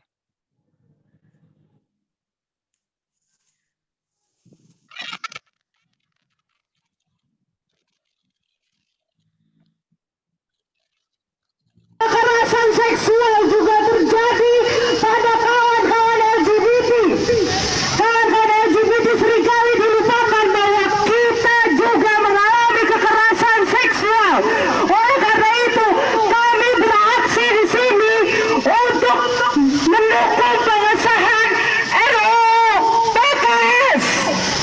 Hidup rakyat, hidup perempuan, hidup LGBT. Ini mendukung RUU PKS. Dia sangat jelas sekali bahwa dia mendukung RUU PKS, dan di terakhir dia meneriakan hidup rakyat, hidup perempuan, hidup LGBT gitu. Jadi memang narasi-narasi yang disampaikan oleh orang-orang yang pro terhadap RUU PKS ini yang mengatakan bahwa tidak ada LGBT di dalam RUU PKS dan RUU PKS itu tidak didukung oleh gerakan LGBT, itu semuanya adalah bohong gitu ya. Ini dua video yang tadi adalah salah satu bukti bahwa memang benar gerakan LGBT itu mendukung RUU PKS. Nah, ini salah satu milestone dari RUU PKS dari 2014 ya. Ini nanti teman-teman bisa baca sendiri. Nah, dari milestone yang ini menjadi dasar akhirnya untuk menolak RUU PKS, karena memang dari 2014 sampai dengan 2020 gitu ya, ini sudah banyak sekali masukan-masukan yang kita sampaikan gitu. Terus juga ada rapat dengar pendapat ya, RDPU yang kami lakukan di Komisi 8 gitu ya, Komisi 8 DPR MPR gitu ya, DPR RI gitu ya. Dari tahun 2018 kami sudah melakukan RDPU gitu dengan Komisi 8 gitu pada saat itu. Nah, yang melakukan RDPU ini bukan hanya kelompok yang menolak RUU PKS gitu ya, tetapi juga organisasi-organisasi besar gitu. Salah satunya MUI pernah diundang, terus juga Muhammadiyah pernah diundang, Nahdlatul Ulama juga pernah RDPU, terus juga PGI ya, Persatuan Gereja Indonesia, terus juga Walubi. Nah, ini mereka semua juga diundang, dan juga beberapa pakar dari pakar hukum, pakar psikologi, pakar sosiologi, mereka semua diundang untuk RDPU soal RUU PKS ini. Dan mereka semua dalam RDPU ini merekomendasikan bahwa agar RUU PKS ini dirubah judulnya. Dirubah judulnya dari kekerasan menjadi kejahatan. Terus dirubah pasal-pasalnya. Dari yang pasal-pasalnya sebelumnya mengandung pasal-pasal yang ambigu, itu pasal-pasalnya itu agar dihilangkan seperti itu. Nah, tapi kenyataannya dari tahun 2018 sejak diadakan RDPU ini ya, RDPU yang tadi yang dihadiri oleh MUI, Muhammadiyah, NU, PGI ya, Persatuan Gereja Indonesia, Walubi dan yang lain, dan juga beberapa pakar ya yang tadi saya sebutkan. Sampai sekarang artinya sudah 2 tahun ya, kelompok dari pro RUU PKS dan pengusung RUU PKS sampai saat ini tidak mengindahkan gitu ya, tidak mengakomodir masukan-masukan dari RDPU ini gitu. Artinya apa lagi gitu? Kita sudah melakukan itikat baik gitu, kita sudah melakukan diskusi baik-baik, kita sudah memberikan masukan gitu terhadap Komisi 8 pada saat itu gitu. Tapi masukan-masukan dari sudah 2 tahun lamanya tidak diakomodir oleh tim pengusung RUU PKS gitu. Jadi untuk apa lagi kita menolak RUU PKS gitu, selain hanya ada satu kata gitu bagi kita, tidak hanya untuk menolak RUU PKS, tapi juga kita harus menggagalkan RUU PKS gitu. Kenapa ini harus digagalkan? Karena memang tidak ada itikat baik gitu ya. Tidak ada itikat baik dari tim pengusung RUU PKS ini untuk menerima masukan-masukan yang sudah dilakukan dari tahun 2018 gitu. Kami sudah mendatangi baik-baik, kami sudah diskusi baik-baik gitu ya. Dan yang diskusinya pun juga bukan ormas sembarangan gitu, ormas-ormas besar yang datang ya. Terus juga pakar-pakar juga yang datang memberi masukan terhadap RUU ini, tapi tidak diindahkan oleh Komnas Perempuan dan yang lain-lain ya, yang sebagai tim pengusung RUU PKS gitu.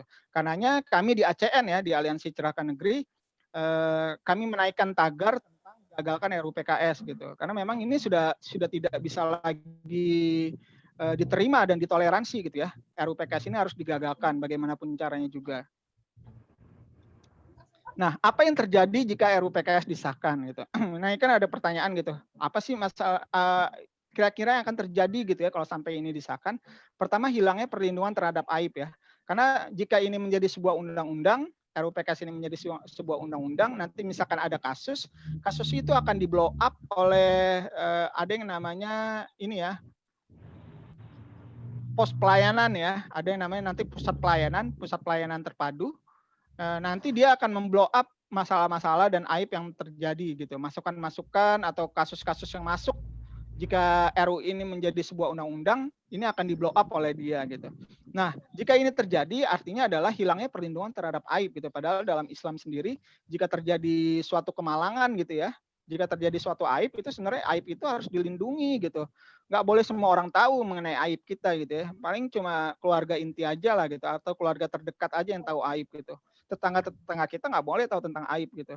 Aib itu pada prinsipnya adalah sesuatu yang harus dilindungi ya, yang harus ditutupi gitu soal aib ini. Nah terus poin kedua, apa yang terjadi jika ini disahkan adalah competitive of victimhood gitu. Orang-orang akan berlomba-lomba menjadi korban gitu. Jika ini disahkan, misalkan terjadi ketidakharmonisan gitu ya dalam suatu hubungan, salah satu pihak bisa aja nanti akan mengklaim sebagai korban gitu. Misalkan seorang suami dan istri gitu ya, istrinya misalkan tidak senang dengan suaminya, nanti si istri bisa aja nanti lapor kepada polisi bahwa dia menjadi korban gitu. Dan nanti suaminya akan ditangkap dan dipenjara gitu. Jadi memang orang-orang akan berlomba-lomba menjadi korban untuk menjatuhkan orang lain gitu. Ini namanya competitive victimhood. Terus juga kriminalisasi ya, salah satu bentuknya adalah karena memang pasal-pasal yang dalam RUU PKS ini adalah ambigu gitu. Efek buruk dari pasal-pasal ambigu nanti akan adanya kriminalisasi ya, akan terjadinya banyak kriminalisasi jika sampai RUU ini menjadi sebuah undang-undang. Nah, di RUU PKS sendiri juga ada pasal karet namanya ya. Pasal karet ini adalah sebuah pasal dari sebuah produk hukum yang tidak memiliki tolak ukur yang jelas atau ambigu gitu. Jadi memang semua pasal yang ambigu ya, semua pasal yang ambigu itu bisa kita definisikan sebagai pasal karet gitu. Nah, pasal karet ini sebenarnya salah satu momok yang sangat menakutkan ya bagi aktivis mahasiswa dan juga aktivis pemuda gitu ya, karena memang pasal karet ini sangat menjadi apa ya, poin ketakutan tersendiri gitu dari para aktivis gitu, karena dia bisa menjerat siapa aja gitu. Namanya pasal karet kan dia bisa mengkriminalisasi orang dengan seenaknya gitu ya. Nah, salah satu bentuk dari pasal karet ini bisa kita lihat di Undang-Undang ITE ya. Undang-Undang ITE itu kan pasal karet banget gitu. Nah, ini bisa saya buktikan. Nah, ini RUU pasal karet. Ini salah satu bentuk pasal karet ya. Di dalam Undang-Undang ITE itu pasal 27 ayat 3 di sini menyebutkan ada kata-kata penghinaan. Kata-kata penghinaan. Nah, kata-kata penghinaan ini juga ada di dalam draft RUU PKS. Itu di pasal 1 ayat 1 ini saya tandain warna kuning. Ini ada kata-kata menghina di sini. Nah, ini artinya adalah ini ada satu kata yang sama gitu ya antara Undang-Undang ITE dengan RUU PKS gitu. Nah, tolak ukur dari kata penghinaan dasarnya adalah cuma perasaan aja gitu. Dan dia juga bersifat subjektif dan multitafsir gitu. Artinya memang di dalam pasal 27 ayat 3 Undang-Undang ITE yang memuat pasal karet gitu ya, semua orang bisa terjerat oleh Undang-Undang ITE, semua orang bisa dipenjara atau dikriminalisasi oleh Undang-Undang ITE. Nantinya juga itu juga akan bisa menimpa semua orang jika sampai RUU PKS menjadi sebuah undang-undang gitu, karena memang ada pasal karet. Pasal karet ini bisa didefinisikan sebagai pasal-pasal yang ambigu gitu ya. Jadi memang di dalam draft RUU PKS sendiri itu banyak sekali pasal-pasal yang ambigunya gitu. Nah, benarkah RUU PKS pro korban? Ini kita bisa lihat gitu ya, ternyata memang tidak benar gitu ya. Memang RUU PKS ini pro korban tidak benar gitu, karena ini bisa kita lihat dari dua versi gitu. Di sini ada ketidakkonsekuenan dari tim pengusung RUU PKS tentang definisi korban. Pada versi 184 pasal, korban adalah setiap orang, terutama perempuan dan anak gitu. Nah, pada versi yang 152 pasal draft RUU PKS, korban adalah setiap orang gitu. Nah, artinya ini terjadi ketidakkonsekuenan dari tim pengusung RUU PKS tentang definisi korban gitu. Kalau kita mau kritis, artinya memang pengusung RUU PKS ini benar-benar tidak pro korban gitu. Jadi selama ini mereka menggaung-gaungkan bahwa mereka pro korban, mereka melindungi korban, mereka memperjuangkan korban, itu adalah semua bohong semata ya. Dan justru saya sangat bersedih sekali gitu ya, korban ini dipolitisasi oleh tim pengusung RUU PKS ya. Korban-korban yang selama ini mereka tampung gitu ya, itu sebenarnya dipolitisasi oleh tim pengusung RUU PKS agar si para korban ini mendukung Komnas Perempuan dan untuk agar disahkannya RUU PKS gitu. Jadi kan benar-benar dipolitisasi sekali gitu, padahal dari definisi korban aja tim perumus dan tim mengusung RUU PKS sangat tidak konsekuen tentang definisi korban. Ini kita bisa lihat dari adanya dua versi ya. Dua versi dari draft RUU PKS, yaitu pertama versi yang 184 pasal dan versi kedua versi yang 152 pasal. Nah, terus juga kadang kita juga merasa minder ya membaca Catahu. Catahu ini apa sih? Catahu adalah catatan tahunan Komnas Perempuan. Kan di sana juga menghadirkan atau menampilkan angka-angka ya, angka-angka kekerasan seksual gitu. Mereka bilang setiap tahunnya angkanya naik gitu ya. Dari 350.000 per tahun naik menjadi 500.000 per tahun angka kekerasan terhadap perempuan. Nah, sebenarnya data yang ada di dalam Catahu itu adalah semua berupa deretan angka-angka aja gitu. Itu sangat mudah sekali untuk didebat dan sangat debatable banget gitu ya, karena memang mereka asal nyomot data aja gitu.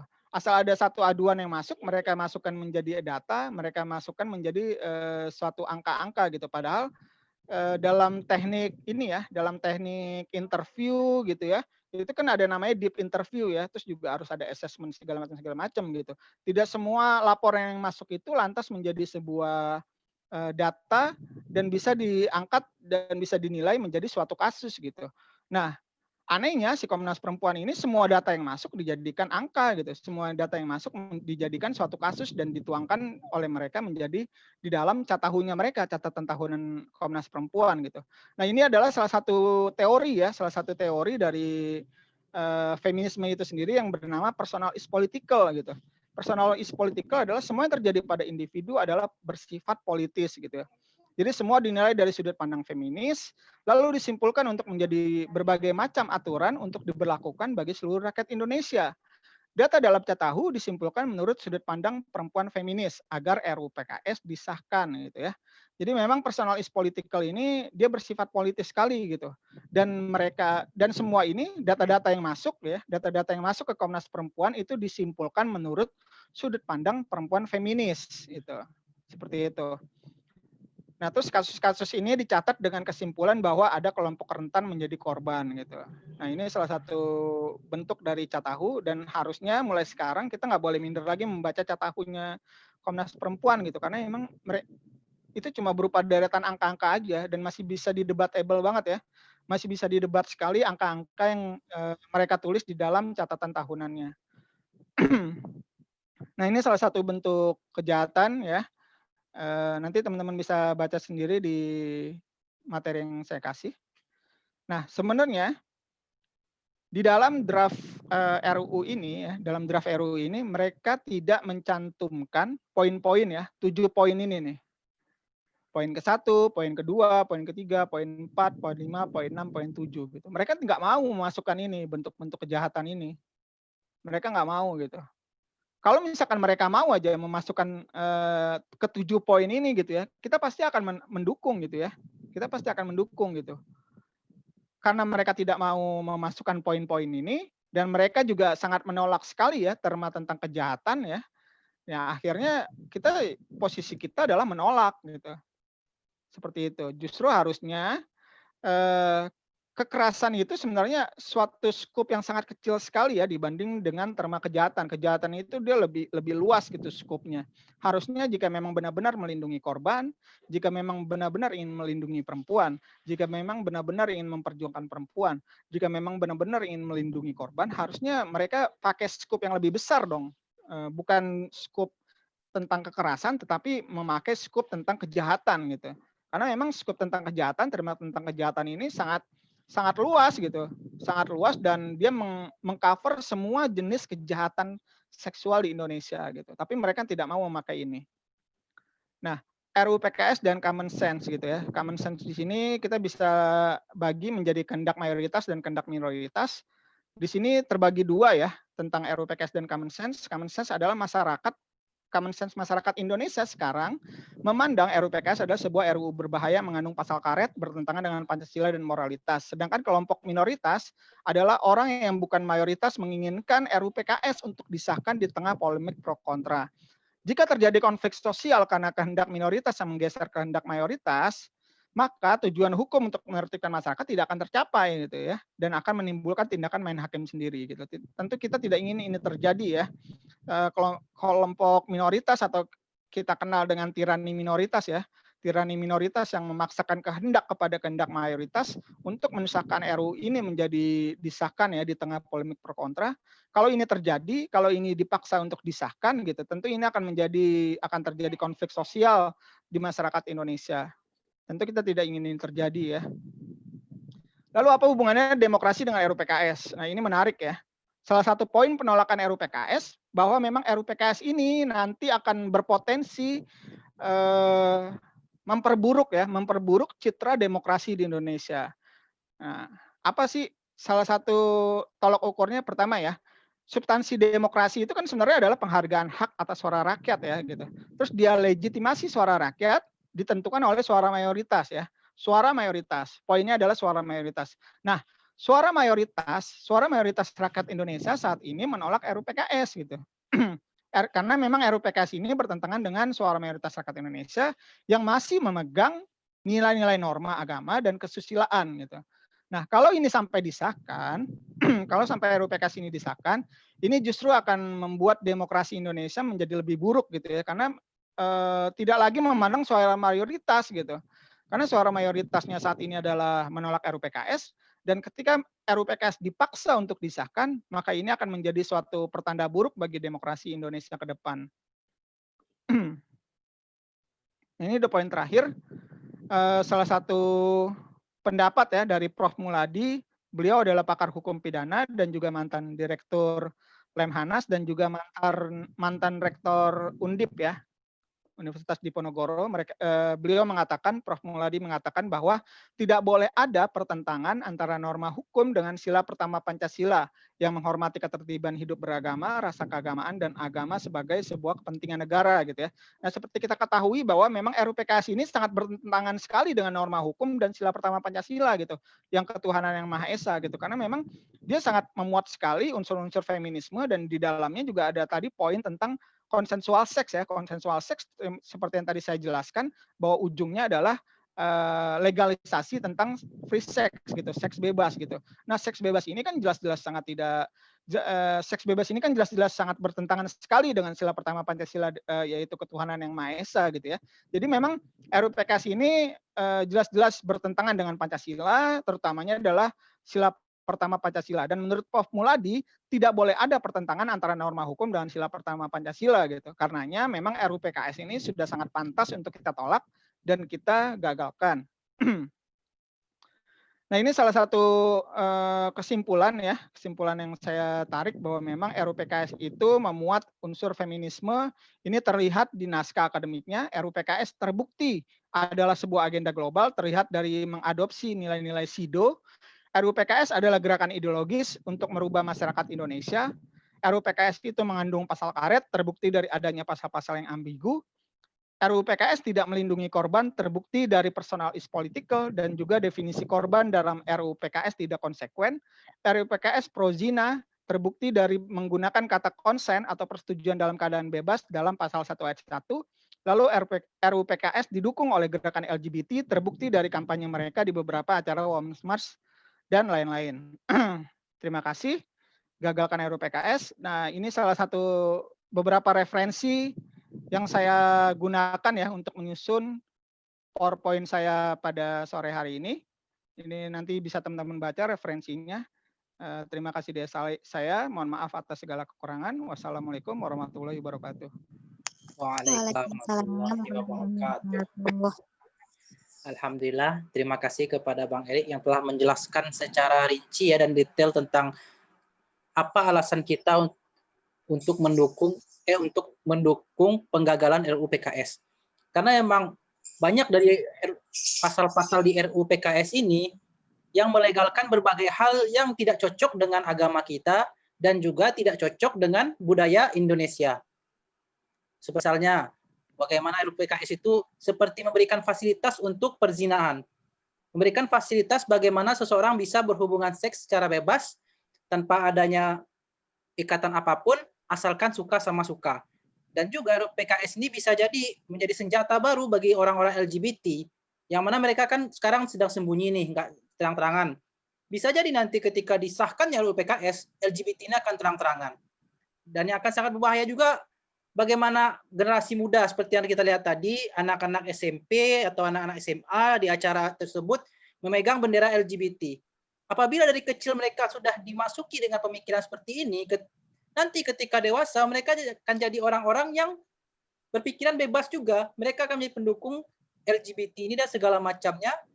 Dan akhirnya nilai-nilai yang ada di Indonesia, nilai-nilai yang ada dalam sila pertama, ketuhanan yang Maha Esa, dan juga nilai budaya yang ada di Indonesia, kemanusiaan yang adil dan beradab, lama-lama akan hilang terganti oleh nilai-nilai feminisme ataupun nilai-nilai global yang sebenarnya tidak cocok untuk Indonesia. Sebagaimana dikatakan Bang Erik tadi, tidak semua yang dari luar itu baik.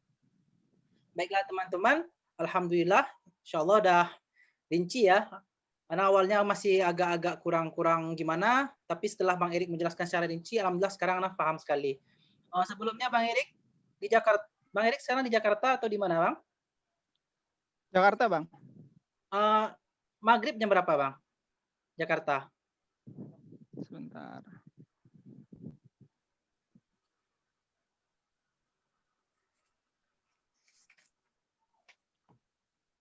...20 menit lagi Bang. 20 menit lagi. Kira-kira bisa berapa pertanyaan nih Bang Erik? Rasanya banyak nih teman-teman yang ingin bertanya nih. Boleh aja Bang, coba disampaikan. Oke. Baiklah teman-teman, untuk sesi pertanyaan kita buka sekarang. Yang ingin bertanya silahkan berikan tangannya, raise hand. Bagi teman-teman yang ingin bertanya kepada Bang Erik, ini adalah kesempatan kita untuk memperdalam lagi tentang RUU PKS ini. Izin bertanya, moderator. Oh, baiklah. Hikmatun Nasila. Ya, Hikmah.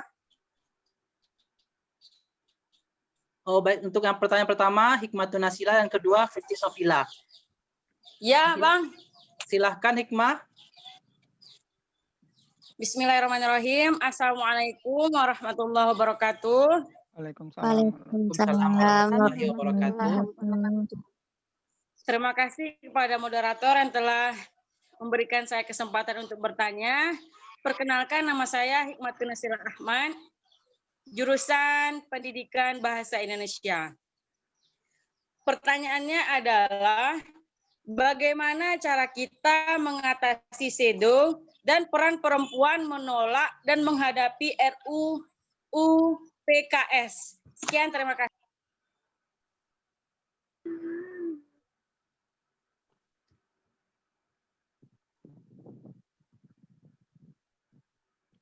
Langsung aja, Bang. Langsung aja jawab, Bang. Langsung aja ya. Iya, langsung aja, Bang. Ya, pertanyaan menarik dari Kak Hikmatun ya. Bagaimana perempuan menghadapi SIDO gitu ya, menolak SIDO dan juga menghadapi RUU PKS ini harus seperti apa gitu ya. Tadi seperti saya bilang bahwa memang kita sudah tahu buruknya SIDO ini salah satunya adalah legalisasi terhadap pernikahan sesama jenis. Nah, sikap kita adalah ketika memang ini sudah menjadi suatu hal yang diratifikasi ya. Pertama mungkin kita bisa mendorong gitu. Kita bisa mendorong pemerintah untuk menderatifikasi gitu ya.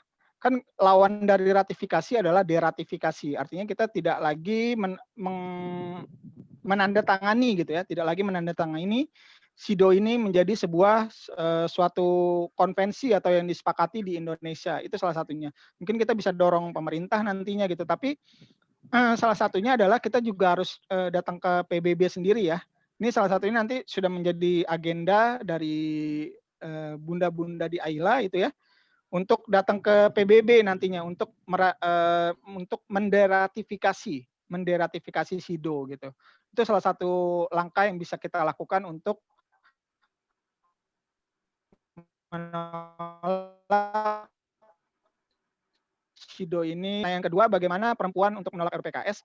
Ya, caranya adalah menolak gitu ya. Caranya adalah menolak RUU PKS karena memang RUU PKS ini tidak sesuai dengan perempuan di Indonesia gitu. Buktinya apa? Memang RUU PKS ini dia memuat soal feminisme. Seperti tadi saya katakan, feminisme itu berasal dari barat gitu. Feminisme ini memuat pola pikir perempuan-perempuan barat gitu. Jadi dia sangat tidak cocok dengan perempuan Indonesia gitu. Untuk apa perempuan Indonesia menggunakan pola pikir perempuan Barat, hal ini feminisme, dia ada di dalam RUU PKS gitu.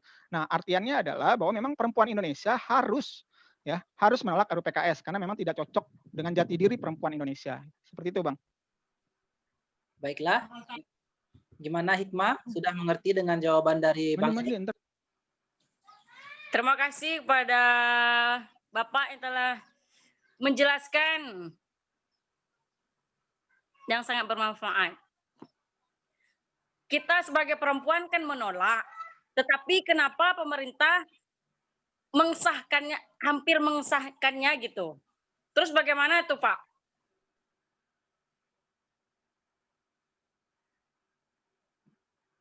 Gimana Bang Erik? Gimana Kak? Boleh diulangin?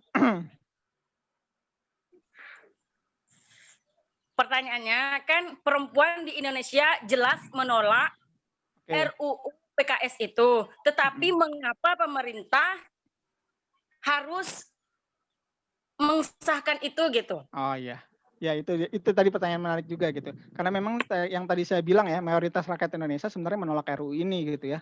Mayoritas bangsa Indonesia menolak RUU ini gitu. Yang mendukung justru adalah sebenarnya adalah cuma segelintir orang, cuma sedikit orang, dan ini adalah orang-orang yang minoritas gitu.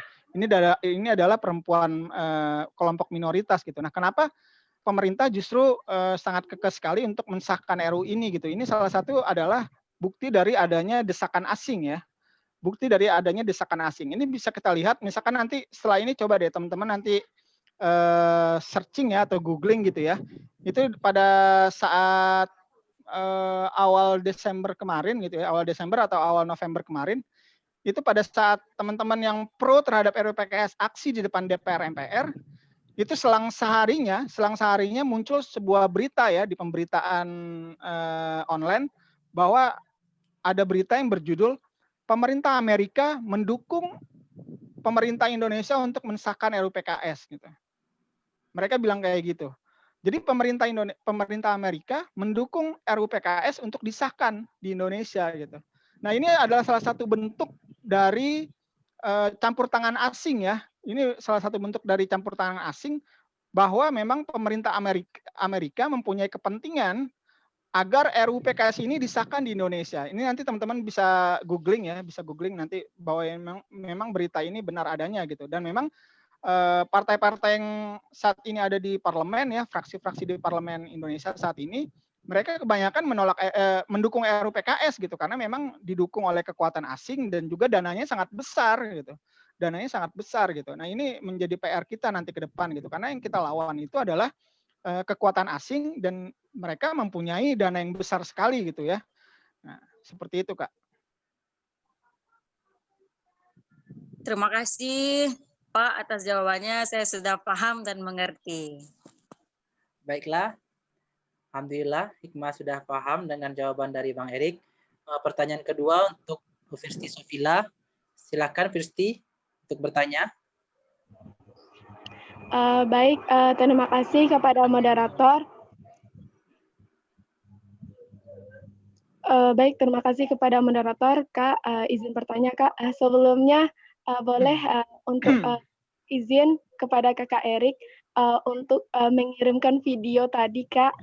Terus selanjutnya pertanyaannya yaitu kemarin sama-sama kita ketahui bahwa sebelum pada tahun kemarin emang lagi gencar-gencarnya RUU PKS ini dan ketika corona RUU PKS ini diam kembali gitu dan sekarang RUU PKS ini timbul lagi. Jadi sebenarnya bagaimana alek-alek di luar sana atau orang-orang di luar sana merancang RUU PKS ini seketika tiba-tiba muncul dan seketika tiba-tiba tenggelam lagi gitu Kak. Jadi apakah benar orang-orang di luar sana itu ingin sekali RUU PKS ini disahkan gitu. Dan selanjutnya apakah ada undang-undang yang lebih menguatkan agar orang-orang yang kontra terhadap RUU PKS ini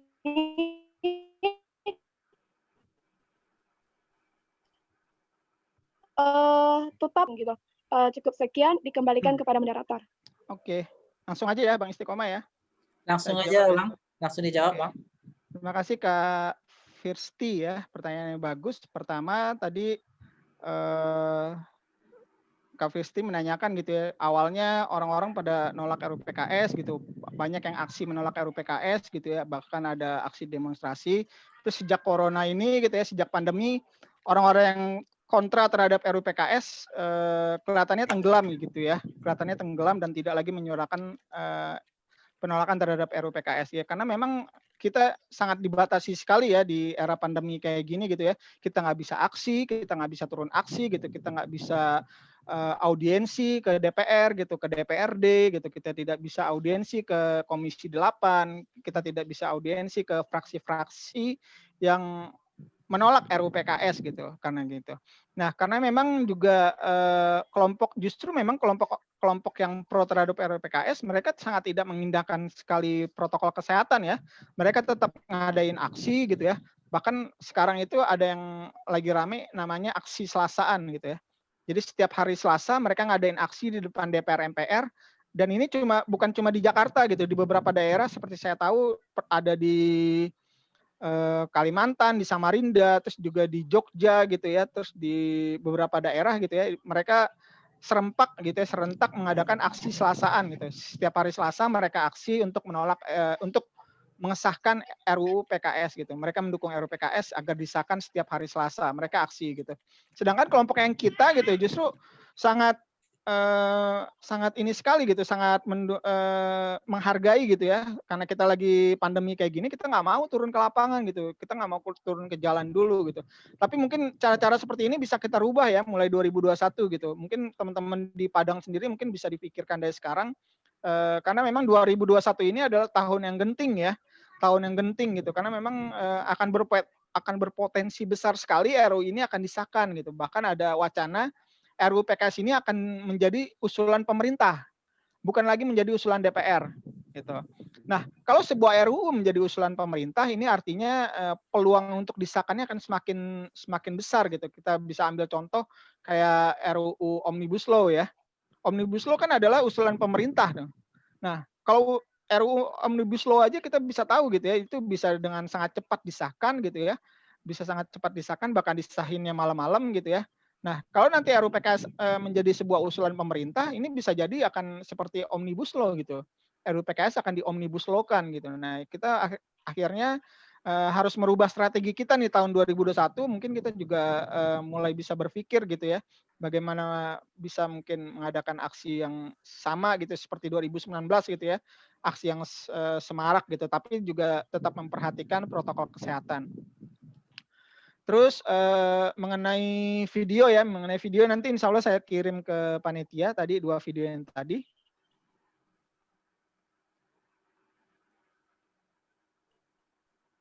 Terus apakah ada undang-undang yang misalnya ya, undang-undang. Jadi sebenarnya tanpa adanya RUU PKS ini pun sebenarnya sudah ada undang-undang yang mengatur gitu ya. Sudah ada undang-undang yang mengatur tentang kekerasan seksual.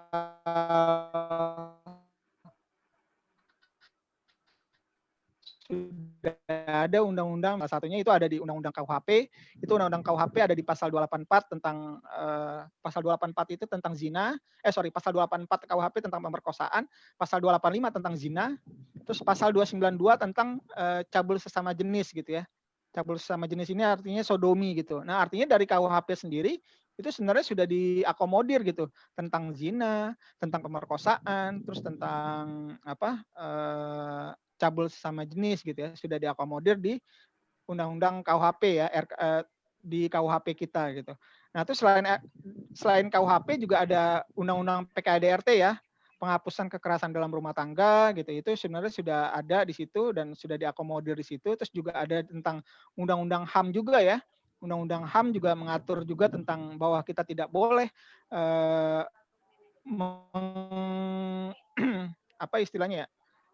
mengecilkan peran orang lain gitu ya, peran perempuan, peran laki-laki itu tidak boleh dikecilkan dan tidak boleh ada diskriminasi terhadap perempuan. Itu sebenarnya sudah ada di dalam Undang-Undang HAM, Undang-Undang Hak Asasi Manusia. Terus juga di beberapa peraturan pemerintah gitu ya, terus juga beberapa permen ya, peraturan menteri juga sudah ada hal-hal yang mengatur tentang kesusilaan gitu. Sebenarnya ini sudah cukup gitu. sebenarnya sudah cukup dan payung hukumnya sebenarnya sudah ada gitu. Tanpa kita perlu lagi adanya RUU PKS di Indonesia. Jadi memang RUU PKS ini bukan solusi gitu. Karena beberapa poin-poinnya sebenarnya sudah ada di dalam undang-undang yang lain gitu. Seperti itu.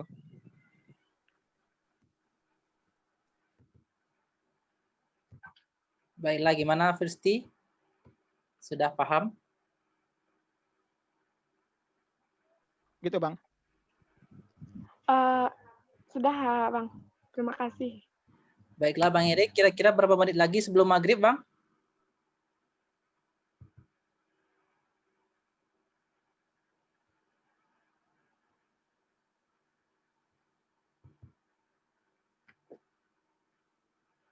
Lima 5 menit lagi. 5 menit lagi, Bang. Mungkin ini berarti pertanyaan terakhir ya, Bang ya. Ini dari Menteri Pemberdayaan Perempuan sendiri, Bang. Jadi pertanyaan paling penting insya Allah, Bang. Oh, jadi Kementerian PP dan juga BMSTKIP Askia, kami ingin menuju pernyataan sikap untuk menggagalkan RUU PKS. Jadi boleh nggak kami minta saran apa saja langkah yang harus kami lakukan, Bang? Kami agak sedikit bingung di sini. Nah, jadi bagaimana saran Abang untuk kami menyatakan sikap? Oke, terima kasih langsung dari Kementerian Perempuannya sendiri ya. Pertanyaannya bagus banget. Bagaimana langkah-langkah untuk melakukan pernyataan sikap gitu, pernyataan sikap untuk menolak RUU PKS ini. Pertama, adain kajian gitu. Pertama ini kita udah melalui stepnya nih, kita udah ngadain kajian ya, adain kajian seperti ini.